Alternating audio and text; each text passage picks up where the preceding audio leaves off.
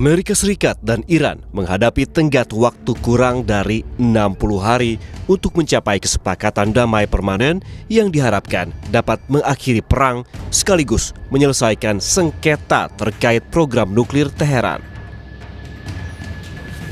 Namun, menjelang batas waktu tersebut, kedua negara masih berbeda pandangan mengenai pelaksanaan kesepakatan sementara yang dicapai bulan ini.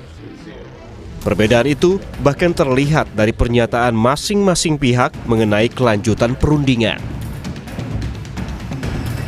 Presiden Amerika Serikat Donald Trump mengklaim Iran ingin bertemu untuk melanjutkan pembahasan damai. Trump bilang negosiator AS dalam perjalanan ke Doha, Qatar untuk pertemuan dengan Iran. You know, oil prices are way down. We hit $69 today. It was higher than that prior to the denuclearization of Iran fight that we have, which we're doing very well. There'll be a meeting on that tomorrow in Doha. And they're going to Qatar. I think they've already left, or they're just about getting ready to leave. So we'll see how that goes. But we're doing very well on that front. But the meeting in Doha is going to be perhaps important, perhaps not. We're going to find out. Namun, Teheran membantah klaim Presiden Donald Trump soal rencana pertemuan negosiator AS dengan Iran di Qatar. Juru bicara Kementerian Luar Negeri Iran, Esmail Beghai, bilang Iran tidak berencana mengadakan pertemuan dengan Amerika Serikat di tingkat manapun dalam beberapa hari mendatang. آنچه که در دوحه در احتمالاً فردا انجام خواهد شد گفتگو در مورد اجرای بندهایی از یادداشت تفاهم هست، از جمله بند مربوط به آزادسازی دارایی‌های محدود شده ایران که با طرف‌های قطری خواهد بود. لذا بازم تاکید می‌کنم هیچ نشستی در هیچ سطحی با طرف آمریکایی برای چند روز آینده ما برنامه‌ریزی نکردیم. Sementara, Kementerian Luar Negeri Qatar menjelaskan kehadiran utusan Amerika Steve Witkoff dan Jared Kushner di Doha untuk bertemu dengan mediator Qatar dan tidak akan ada negosiasi langsung dengan Iran. The U.S. envoy, Mr. Steve Witkoff and Mr. Jared Kushner are here in Doha to meet with the mediators, meaning with the Qatari officials, and the talks will be around all regional issues which are of concern, including, of course, the negotiations with Iran, but also including Lebanon and other files in the region. So they are not here for direct negotiations with the Iranians or related meeting. Pakar strategi PPAU Marsma TNI Purnawirawan Agung Sasongko Jati mengatakan dalam situasi seperti ini Amerika Serikat membutuhkan kesepakatan damai. Pasalnya, Amerika Serikat mengalami kerugian besar dalam peperangan ini sehingga hal itu membuat Amerika Serikat terdesak. Di dalam situasi seperti ini, Amerika itu menderita hal yang sangat rugi besar ya. Apa yang dia tuju dengan serangan tanggal 28 Februari bersama Israel, ternyata dia terjebak dalam suatu quagmire atau suatu kondisi yang membuat dia pilihannya tidak banyak. Dan untuk itu maka mereka meskipun dengan klaim menghancurkan Iran, banyak hal dihancurkan, banyak yang dibunuh, tapi kenyataannya semua tujuan objektifnya tidak tercapai. Iran survive dan sekarang Iran balik menekan dengan menutup Selat Hormuz ataupun mengancam menutup Selat Hormuz atau mengurangi volume minyak keluar dari Selat Hormuz atau energi keluar dari Selat Hormuz, membuat Amerika menjadi terdesak. Di tengah perhatian pelaku pasar terhadap kemungkinan dimulainya kembali perundingan antara Amerika Serikat dan Iran di Doha, Qatar, harga minyak dunia bergerak fluktuatif pada Selasa 30 Juni 2026. Menteri Keuangan Purbaya Yudisadewa yakin harga bahan bakar minyak nasional akan turun seiring dengan terkoreksinya harga minyak dunia. Hal ini disampaikan Purbaya saat ditanya wartawan soal penyebab naiknya data inflasi bulanan. Saya harapkan sih nanti setelah harga minyak dunia kan udah turun, pelan-pelan juga kan harga pertama saya yakin akan turun pelan-pelan itu sesuai dengan harga minyak dunia. Jadi itu tekanan ke inflasi akan segera berkurang. AS dan Iran sebelumnya menyepakati memorandum yang berisi 14 poin pada 17 Juni lalu untuk menghentikan sementara konflik yang sempat mengganggu arus distribusi minyak melalui Selat Hormuz. Selat Hormuz merupakan jalur pelayaran strategis yang berada di antara Oman dan Iran. Sekitar 20% perdagangan minyak dunia melintasi perairan sempit tersebut, sehingga setiap gangguan di kawasan ini dapat berdampak besar terhadap pasokan energi global.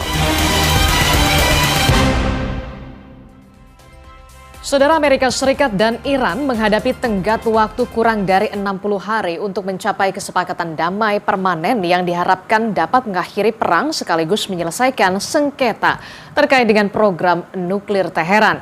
Di tengah perhatian terhadap kemungkinan dimulainya kembali perundingan Amerika Serikat dan Iran di Doha, Qatar, harga minyak dunia bergerak fluktuatif. Apa dampaknya bagi Indonesia jika kesepakatan damai buntu berujung menurunnya minyak dunia? Kami akan bahas bersama dengan pakar hubungan internasional dari Binus University. Sudah bergabung bersama kami melalui sambungan daring. Ada Mbak Tia Mariatul Kiptia dan juga pengamat kebijakan publik ada Mas Agus Pambagio. Selamat pagi, Assalamualaikum Mbak Tia dan juga Agus. Selamat pagi, Waalaikumsalam Mbak Disti. Ya, saya ingin ke Mbak Tia dulu. Mbak Tia, kalau kita lihat ya, upaya perdamaian Amerika Serikat dan juga Iran ini kita lihat kembali gagal lagi. Nah, usai kedua belah pihak ini saling serang. Bagaimana Anda melihat ini? Apakah negosiasi damai masih mungkin berpotensi untuk berlanjut? Mudah-mudahan kalau memang mediatornya Qatar itu bisa berlanjut ya, meskipun agak pesimis Mbak Adisti, karena belum lama juga mereka saling serang. Dan ini baru pada tahap pertama loh. Jadi artinya kan ini dibagi 3 tahap ya.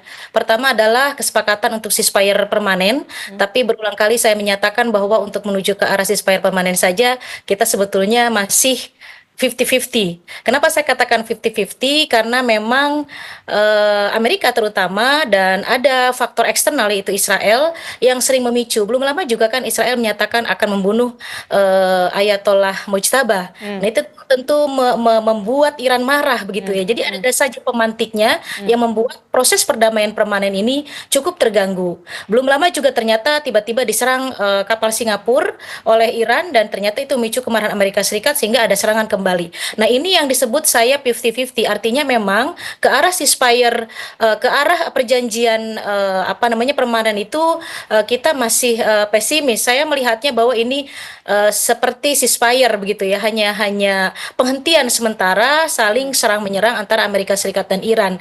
Dan ini belum sampai 60 hari ya Mbak Adisti. Nanti dilanjutkan lagi dengan proses agreement yang berkaitan dengan pencairan aset Iran, kemudian pencabutan sanksi. Nah itu saya pikir di situ juga akan clash kembali. Saya tidak yakin Amerika Serikat akan memenuhi semua tuntutan berdasarkan 14 poin dari Iran. Tapi kita lihat nanti kalau misalnya terus mereka terjadi seperti ini, fluktuatif begitu ya, harga minyak tentu akan fluktuatif juga. Jadi memang minyak ini karena sumbernya mostly dari Timur Tengah, dan kita selama ini melihat bahwa kawasan ini juga tidak terlalu penting begitu ya. Tapi padahal penting begitu. Nah ini tentu selama mereka fluktuatif kondisinya, maka harga minyak pun fluktuatif. Sekarang ada di kisaran berapa Mbak Adisti? 72 sampai 74. Sementara APBN kita bisa aman ada di kisaran 70. Sedikit lumayan tidak terlalu signifikan. Tapi hati-hati kalau mereka tensinya naik lagi, ini bisa di kisaran 80 dan sudah tidak bisa diselamatkan kalau misalnya kisaran harga minyak dunia itu di kisaran 100. Jadi mengerikan ya kalau sampai di 100, itu artinya APBN kita bagaimana menutupi yang subsidi. Sekarang kan yang non subsidi sudah dinaikkan, itu juga menimbulkan gejolak yang luar biasa. Apalagi kalau misalnya yang non subsidi, yang subsidi juga ini akan cukup mengganggu terhadap perekonomian negara kita, terhadap keuangan negara kita, Mbak Adisti. Oke, kalau dari kacamata Mbak Tia, ini mengatakan pesimis lah akan ada terjadi kesepakatan yang permanen. Ini adalah langkah hanya bisa dikatakan fire begitu ya, gencatan senjata yang sementara. Nah kalau dari kacamata Pak Agus Pambagio, kita lihat pergerakan harga minyak dunia ini kan tentu sangat dipengaruhi oleh kepastian, tapi ini tidak pasti. Faktanya ketidakpastian mengenai rencana pertemuan antara Amerika Serikat dan Iran di Doha. Apakah ini juga akan berpengaruh terhadap harga BBM di Indonesia? Itu sudah pasti? Iya, sudah pastilah. Begini dulu, perang itu kan penyebabnya hanya dua industri. Satu industri persenjataan dan dua industri farmasi. Ketika dua perusahaan besar itu semua merugi dan perang tidak akan pernah berhenti. Ya, kita lihat Ukraina dengan Rusia, ya akan pernah berhenti lama itu. Ini juga pasti akan lama, karena apalagi Amerika sudah kehilangan besar, dan Iran juga terus diinjak-injak seperti itu. Mungkin Amerika pikirannya waktu itu adalah, oh seperti Irak, dia bisa ambil sebentar. Pengalaman dia di Vietnam harus jadi pelajaran. Nah, jadi menurut saya ketika industri pertahanan dan industri farmasi masih merugi, sulit untuk kita berhenti. Paling ya nego-nego terus, citra-citra terus yang akan melelahkan semua pihak. Tapi pertanyaan Anda soal harga minyak, iya, karena kita sudah net importer 1 juta barrel per hari, itu bukan yang kecil. Ya kan? Kebutuhan kita akan naik terus, sementara APBN kita jebol.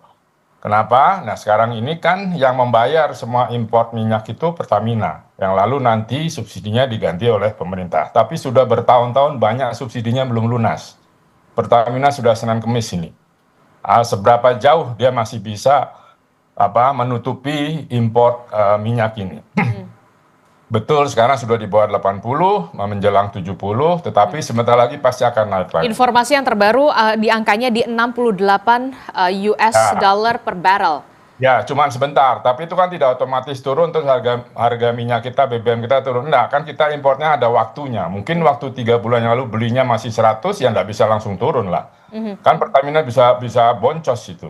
Nah, maksud saya, ini yang harus diatur oleh pemerintah, fiskalnya seperti apa. Saya bukan ekonom, mungkin nanti tanya teman-teman ekonom lebih paham ya. Jadi artinya tidak mungkin itu turun sudah 68 bahkan 50 kemarin besok misalnya. Nggak mungkin itu turun semua. Karena kita belinya sudah beberapa bulan yang lalu dan kontraknya misalnya 100. Nggak bisa itu. Nah hal-hal semacam inilah yang harus diperhitungkan oleh pemerintah, Menteri Keuangan, Bank Indonesia, dan semua lembaga-lembaga yang berkaitan dengan import minyak. Ingat kita net importer. Kalau dulu masih kita produksi sendiri, nggak masalah.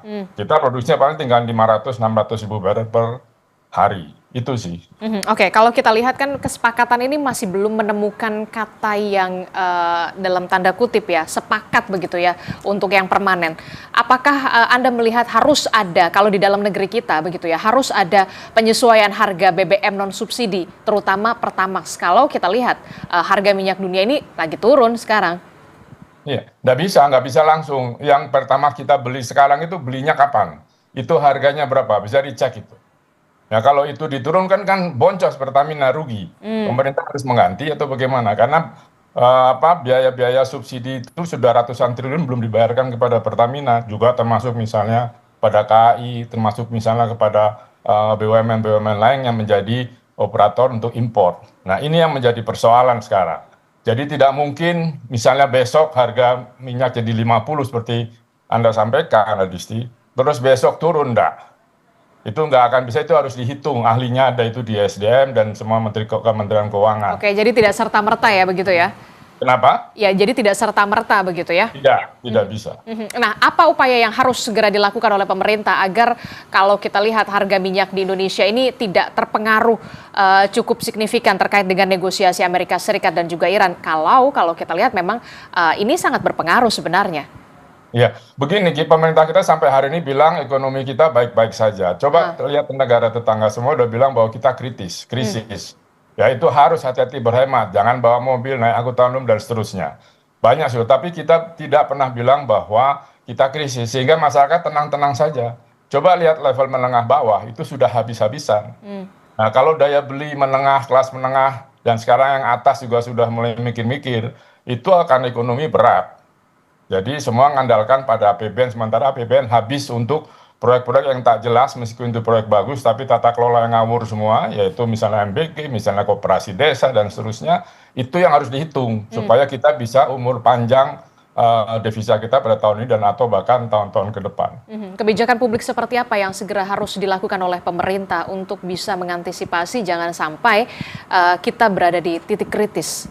Itu tadi, sekarang kita kan minta MBG dan semuanya itu moratorium dulu, review. Mana kan tidak semuanya semuanya harus bangun koperasi, semua lalu orang koperasi latihan militer kan tidak perlu itu menghabiskan uang. Nah, hal-hal yang taktis seperti taktis dan lebih kepada citra gitu, hentikanlah. Segera hentikan, karena kalau tidak kita boncos ini. Betul-betul anggarannya tidak ada, dan saya tidak tahu, mungkin kawan-kawan ekonom tahu seberapa kuat cadangan devisa kita, karena dolar memang turun dari 18.000 masih kita 17.000 turun naik, tapi itu kan intervensi besar. Saya kemarin ke bank beberapa bilang, Pak ada uang lebih nggak, tolong taruh di sini, kaget saya. Loh, itu kan artinya bank kekurangan uang. Ya, jadi hal semacam ini emergency menurut saya. Segera Kementerian Keuangan, BI dan pemerintah duduk bareng, gimana ini supaya menahan panjang kita, karena perang belum akan selesai dalam hitungan tahun menurut saya. Oke. Ini kalau tadi Anda mengatakan soal kebijakan publik, tapi komunikasi publik seperti apa yang kemudian harusnya dilakukan oleh pemerintah untuk bisa tidak hanya soal menenangkan publik saja? Ya, artinya begini, jangan memunculkan program-program baru yang sebetulnya kita tidak tahu sebetulnya untuk apa, tata kelolanya seperti apa, underlying-nya seperti apa. Ya, jadi dan juga jangan dengan janji-janji. Jangan istilahnya omon-omon, lakukan. Jadi apa yang akan dilakukan, lakukan, terus kita lihat bagaimana efisiensinya. Kita harus efisien ini, tidak bisa tidak. Ya, karena ya itu tadi, bagaimana, coba lihat Anda ke pasar, Anda ke toko-toko mall dan sebagainya kan sunyi. Orang jalan di mall untuk olahraga dan makan saja, tidak untuk belanja. Nah, hal semacam ini yang menurut saya perlu segera direview tim ekonomi pemerintah, mana program yang baik yang bisa dipertahankan, ada underlying-nya, ada tata kelolanya, mana yang tidak, hentikan saja. Dan tolong BPK mulai bergerak untuk mengecek semua pengeluaran pemerintah, ada yang aneh atau tidak. Kalau tidak, tolong itu dihentikan dulu atau beri catatan, nanti harus diurus dengan baik. Oke, itu dari catatan dari Anda, Pak Agus Pambagio, soal pemerintahan kita begitu untuk di dalam negeri. Tapi untuk di luar negeri, Mbak Tia, apa saja sebenarnya isu yang menjadi ganjalan dalam pembicaraan di antara kedua belah pihak, antara Amerika Serikat dan juga Iran? Selain kalau kita lihat lagi-lagi Israel ini yang bisa dibilang seperti duri dalam daging. Ya, sebelum ke arah sana saya mau mengatakan terlebih dahulu sepakat dengan 100% sepakat dengan apa yang dikatakan oleh Pak Agus Pambagio, karena meskipun saya berfokus pada masalah IR Studies atau International Relations Studies, tapi kita sama-sama Mbak Adisti menyuarakan bahwa segera terjadi perdamaian. Kenapa menyuarakan itu? Karena saya sebagai akademisi turut merasa khawatir dengan kondisi ekonomi domestik sebetulnya. Jadi bukan melulu kita bicara persoalan Iran dan Amerika Serikat, dan ada Israel di dalamnya, mereka negara-negara yang mampu. Iran walaupun di bawah sanksi ekonomi, kita sudah tahu ketahanannya seperti apa.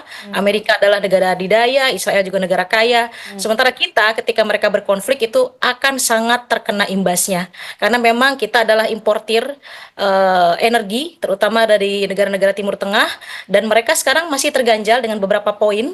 Ini baru pada tahap 1 saja mereka belum sepakat, Mbak Adisti, yaitu mengenai perjanjian perdamaian permanen. Itu saja belum ketemu. Belum nanti masuk pada tahap 2 di mana Amerika Serikat harus membayar 2.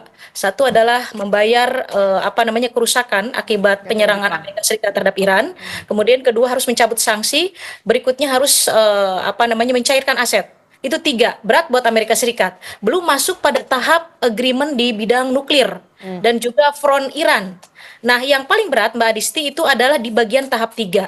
Kalau misalnya tahap 2 mungkin bisa ada diskusi bagaimana cara pembayarannya, bagaimana pencabutan sanksi, apakah total atau tidak, bagaimana Iran sekarang ini setelah peace agreement ini bisa menjual minyaknya secara bebas, itu masih bisa dibicarakan. Tapi persoalan uranium dan juga front, yaitu front Iran di Lebanon misalnya, Hezbollah, itu agak susah karena itu melibatkan Israel. Israel sebagai negara tentu saja dia tidak ingin negaranya merasa terancam. Sementara selama ada Hezbollah di Lebanon, itu akan terjadi juga penyerangan, saling serang kedua belah pihak antara Israel dengan Lebanon. Nah, ini juga akan susah pada tahap ketiga. Tapi belum sampai ke tahap 3, tahap 1 saja sudah susah, Mbak Adisti. Nah, makanya tadi saya bilang dua hal dari Pak Agus Pambagio ini saya setuju sekali. Satu, perang ini akan berlangsung masih lama.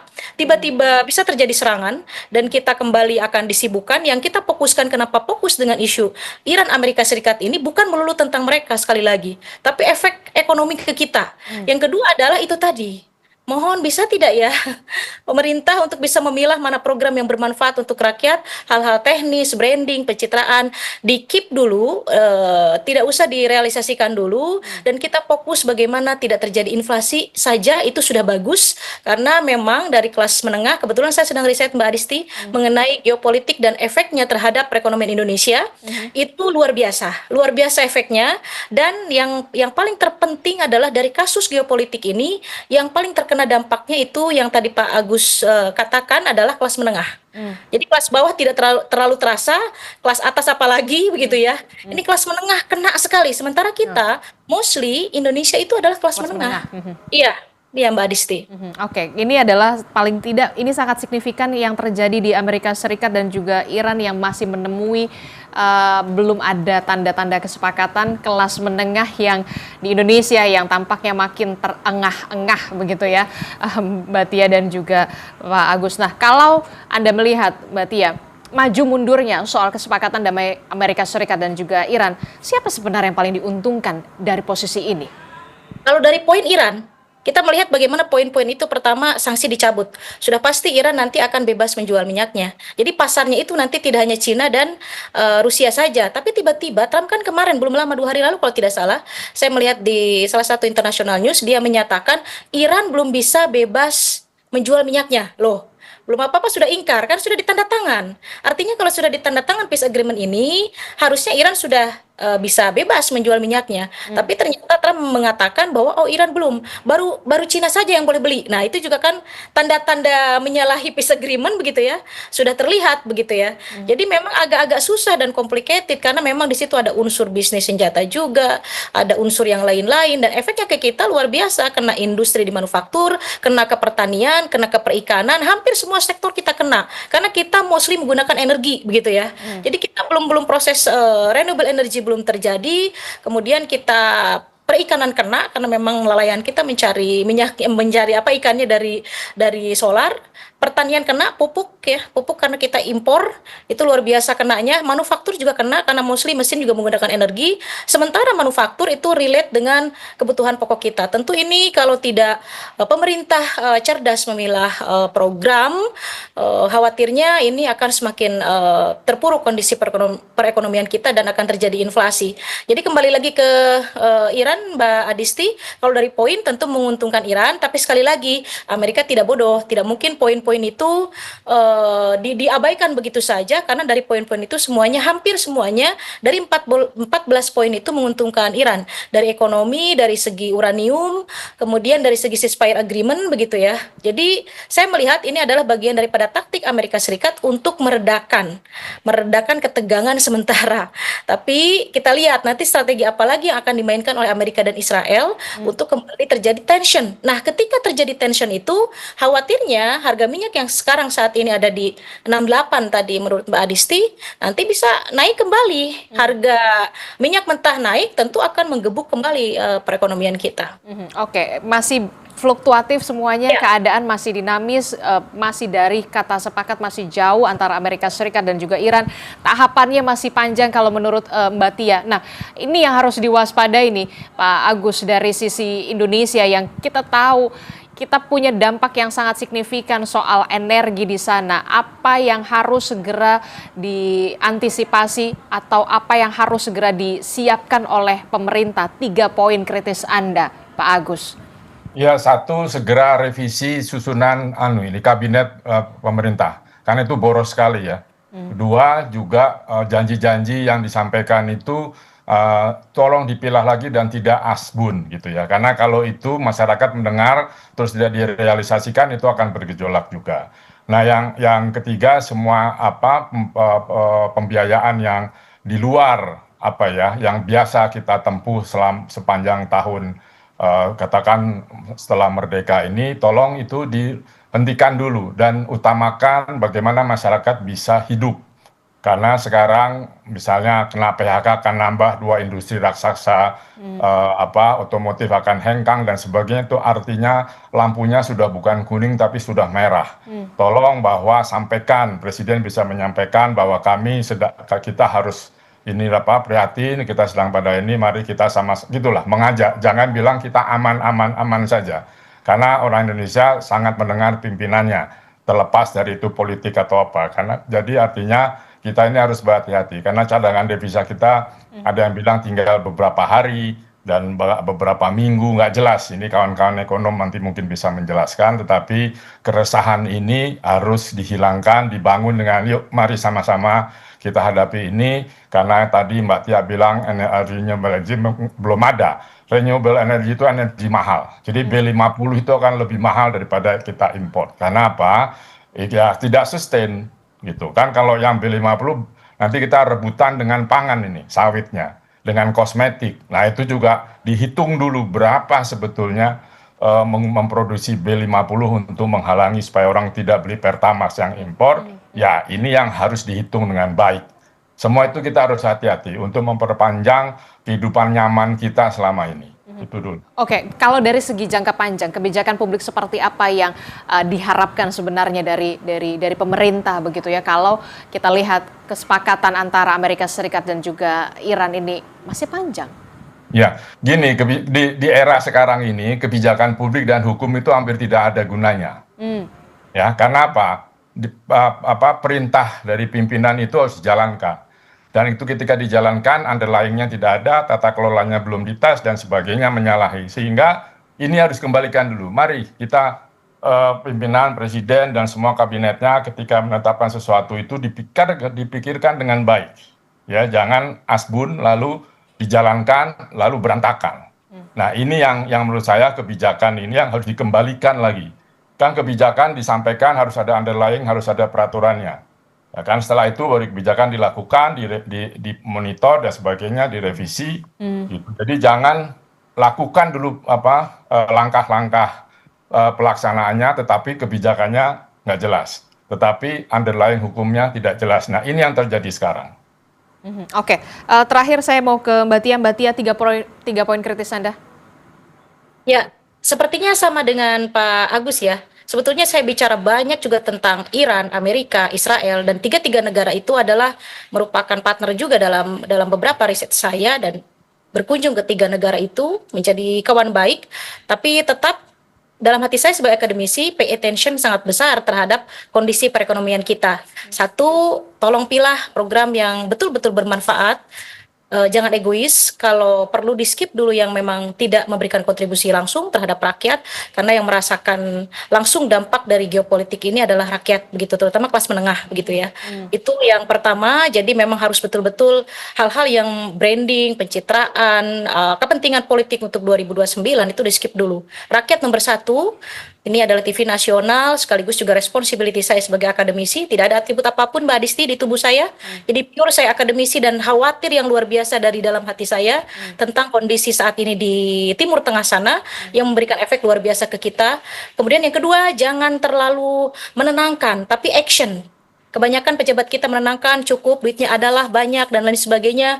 Kemudian semuanya bisa teratasi, tapi pada kenyataannya APBN kita sangat terseok-seok. Nah, rakyat harus tahu juga bagaimana kondisi ini dan dilakukan penghematan dan pemilahan mana yang sekiranya itu adalah memicu pertumbuhan ekonomi kita. Yang ketiga, mungkin saya juga bukan ekonom, tapi setidaknya karena saya dulu pernah di des ekonomi, harus pay attention juga terhadap kebijakan moneter ataupun fiskal, mana yang harus diselaraskan sehingga memang tidak terjadi inflasi ya. Yang nanti efeknya adalah Mbak Adisti bayangkan baru pada tahap kenaikan BBM yang memang non subsidi saja itu luar biasa ada terjadi demonstrasi. Betul. Jadi saya khawatirnya ini akan berdampak kalau memang kondisi APBN kita tidak bagus, harga minyak dunia naik, kemudian yang subsidi juga pada akhirnya dinaikkan, itu akan terjadi chaos saya pikir.